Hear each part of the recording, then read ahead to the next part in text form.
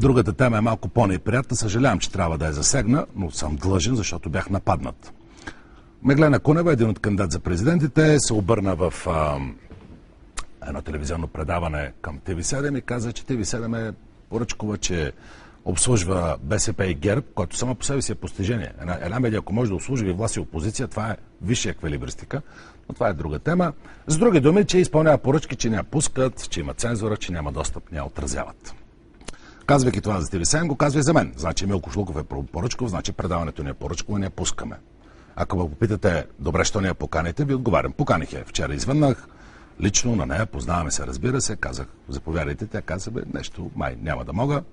Имала дебати, които са до вечера по друга телевизия, има 10 часа. Казах, да дойдем ли с камера, където трябва.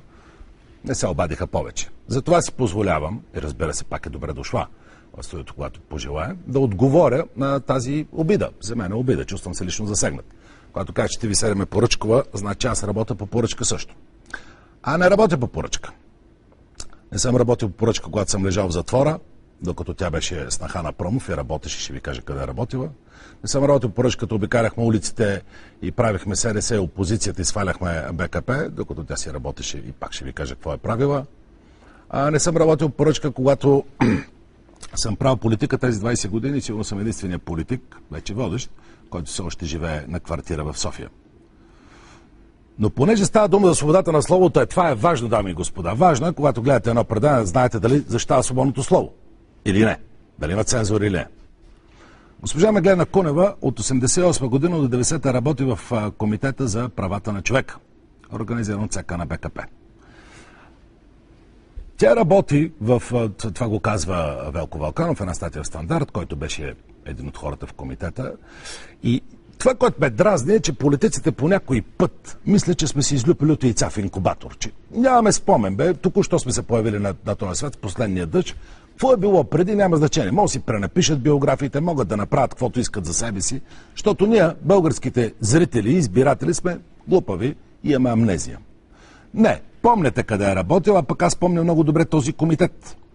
Той беше организиран от Държавна сигурност, за да може да затвори устите пред света, пред Запада. И това го прави още по-гнусен. Защото иначе Държавна сигурност, когато преследва, вкарва в затворите, изселва хората и ги убива. Поне знаем, че те са такива, палачите на властта, бранителите на комунизма. Но когато се правят на свободомислещи и борци за права и за свобода на словото, още по-гнусно. Още по-гнусно е един педофил да го представи за възпитател в детската градина. Още по-гнусно е един убиец да го наречеш хирург, като Джаки Скунвача. Това е отвратително. Тя работи там, когато Илия Мирев с независимото дружество е изселван, заключван, преследван, независимо до защита на човешките права. Когато вече има дисидентските формации и движения, когато почва да се организират комитетите на Любо Собаджиев, период, в който съм участвал и го знам. Аз съм ходил в този комитет да ги видят тези борци за права и свободи, където Кунева защитава правата, сред които е свободното слово. Нали, тя казва, че от това страда сега. Питаме, какво правиш там при Държавна сигурност? Защото на 26 октомври, ако си спомняте битката пред градинката в Кристал, помня, защото ми беше първи рожден ден навън от затвора. След затвора това ми беше първи рожден ден. А и ядах и малко бой, и аз търчах там с другите. Когато ни арестуваха и заграждаха целите улички, бягахме и се криехме, а изхвърляха хората, за да не гледат западните журналисти. Имаше международен екофорум в България и го използвахме, за да дадем интервюта пред западната преса. Тогава Меглена Кунева е била в комитета, който отиде с Юли Бахнев, Велко Вълканов, ще ги видите, тези информации са публични, да обяснява колко е добра България, как правителството е чудесно, как няма нищо подобно. Тогава тези хора потъпкваха открито, директно, човешките права и свободи, включително правото на свободно слово. Не съм чул да се възмути, разбира се, и през тези години. Имаше уволнени журналисти, и Уинджев, да не ги изборявам всичките. Имаше посегателства върху журналистите. Не съм чувал до сега да каже нещо в свободата на словото. Не извън се оказа, че ние сме поръчкови, т.е. аз конкретно. След това, от 1992 до 2001 тя заема длъжността старши експерт в правната дирекция на Министерски съвет. Нали така? Това е в нейната биография, доколкото разбираме. Сега ще го покажем и на екрана. Като заемайки тази длъжност, като старши експерт, правис, тя участва в писането на всички закони. Вие си спомнете кои са тези закони, аз ще ви пак е публична информация, може да я намерите, но има един закон за концесиите, в който се вкарва медийния монопол. Тогава беше написан този закон за концесиите, така, че държавата де-факто организира монопол върху медиите. Държавата де-факто не даваше чистоти и даваше два различни лицензии, държащи чак 2000 година, започнаха да ги дават на телевизии като нашата, като другите. Даваха възможността да работят, другите ги държаха за гушите, защото лицензиите бяха в ръцете им. От времето на Виденов. Тя е една от хората, която е правила този закон. Само вижте какво казва Конституционния съд 96-та година. Българския конституционен съд. Неговото решение цитираме. В разпоредбата на закона за концесия се посочват телекомуникационните услуги като дейност, която е допустима чрез закон да бъде организиран като държавен монопол. Конституцията не допуска установяване на държавен монопол за извършване на телекомуникационни услуги. Ето това е закона, за който Кунева трябва, може би, ма тези въпроси не ги задават другите предавания и не знам защо кандидат-президентите не отговарят на тях. Хубаво е да кажеш, че TV7 е поръчка и обслужа неща. Бихте питал ти какво работи 10 години, кой обслужваше. Защото аз не съм. Вижте какво друго направи госпожа Кунева, защото един президент, когато се кандидатира за президент, трябва да е ясен с биографията си. Трябва да каже защо заслужава да бъде президент. Закон за собствеността за ползването на земеделските земи, Орсовките, ако си ги спомняте, един от най-мракобесните закони на новата БСП вече, е правен заедно с нейното сътрудничество. Но да речем, че това е дълбоко минало. Да го забравим. Може би казвате, господин Кошуков, вие ги помните, защото сте някакъв антикомунист, мразите ги тези хора, не ги харесвате. Аз съм водещ. Не си позволявам да мразя никой. Тук са минали от БСП, през ГЕРБ, през ДПС, извън парламентарни партии. Тук що беше господин Каракачанов. Напротив, давам думата на всеки. Но като политик имам достатъчно информация и знания, за да задам въпросите, които другите пропускат. Защото е важно кой задава въпросите. Аз не само, че ги знам, но знам и отговорите на повечето от тях. Меглена Кунева казва, че се бори много за интересите на България. Че ще бъде този президент, който ще бъде лицето на България и ще отговаря на българите. Не партиен, независим. Извън всички други. Вижте, докато се бореше за България в Европа, и това може да го видите самите в преговорните глави, ако ви се чете, аз съм извадил само информация за земеделието, защото е по-лесно, защото става дума за зеленчуци и плодове. За АЕЦ Белене няма смисъл да коментирам. Но вижте какво договори Меглена Кунева, когато беше главен преговарящ. Доматите в България са 156 000 тона. Гърция има 1 000 000. Полша има 2 пъти повече. Кажете ми как така става, че България, която уж произвежда домати, Полша има повече квота за домати от България.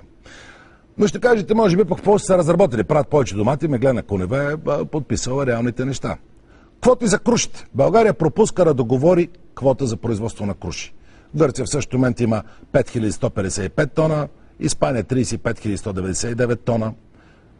Може би госпожа Кунева не яде круши, или когато е била там в тая парижката банка, където я назначиха, им ги сервират в златни чини, с прибори Тифани и им викат на френски пуарт, а не е разбрала, че е круши, предполагам. Но България, благодарение на този загрижен президент, който обича родината си и ще ни управлява чудесно, няма тези квоти. Вижте квотите за захар. 4752 тона препотребление от 198 000 тона. Може да произведем 4000 тона, а употребяваме 200 000. Сметнете вие колко процента е това. Вижте квотата зелени коноп, две от културите, които са модерни, не само, че се използват в индустрията, но те ще бъдат и в основата на възобновяемите енергоизточници, насърчаване се от Европа. България 48 тона, Унгария 2061 тона, Белгия 10380. Ако си отворите картата, ще видите Унгария и Белгия горе-долу колко са големи. Ще може да ги съпоставите като население, като територия, за да разберете за какво става дума. Дали наистина България заслужава тези квоти. Още нещо. Меглена Кунева участва на избори преди 2 години, 2009. Тогава я питаха, ти си еврокомисар, ще станеш ли депутат или не лъжиш? Тя каза, не бе, излизам, аз съм европейското лице на България, това беше лозунга. Всички медии казаха, добре, наистина ли това е така или вие ни подвеждате? Вие сами може да си отговорите на този въпрос. Когато днес иска моя вод, моя глас, защо да гласувам за нея? За да отиде пак в Парижката банка. Между другото, тя е единственият български комисар, разследван в етичната комисия, по сигнал на Transparency International. Нека да цитирам точно призива на Transparency International, казва, че са силно загрежени за риска от конфликт на интереси, когато бивши еврокомисари приемат изгодни доходоносни позиции в частния бизнес и искат да преразгледат етичния кодекс. Защото малко след като напусна февруари 2010, тя отиде в Парижката банка. А каза, че не получава пари, че не гледала банкови документи, че всичко било чудесно. Но трябва да отговори на въпросите. И на тези въпроси дължи отговор не на мен. Разбира се, ако ме пита дали ще е покана, тук чудесно, да, защото имам и други. Ще трябва да я питам как стана депутат в Русия и така нататък. Но това е друга тема. В избори сме да не ставаме пристрасти. Но когато ме обвиняват мене, че се изпълнявам политически поръчки, че съм пристрастен, че не съм обективен, аз съм длъжен да отговоря. Затова си позволих да отнема от вашето време и от вашето внимание. Така че това е по коментарите за обвиненията. Разбира се, желая успех на госпожа Кунева. Аз съм се борил, лежал в затвора за това всеки да има право да каже това, което иска, да се кандидатира, да не го спират, има право на сдружаване, на придвижване, да пътува свободно. Не мога да го отнема на нея и не бива. Така че стискаме и палци и желаем успех. Но отговорите ще трябва да играе заради избирателите. Криенето не помага. Рекламите.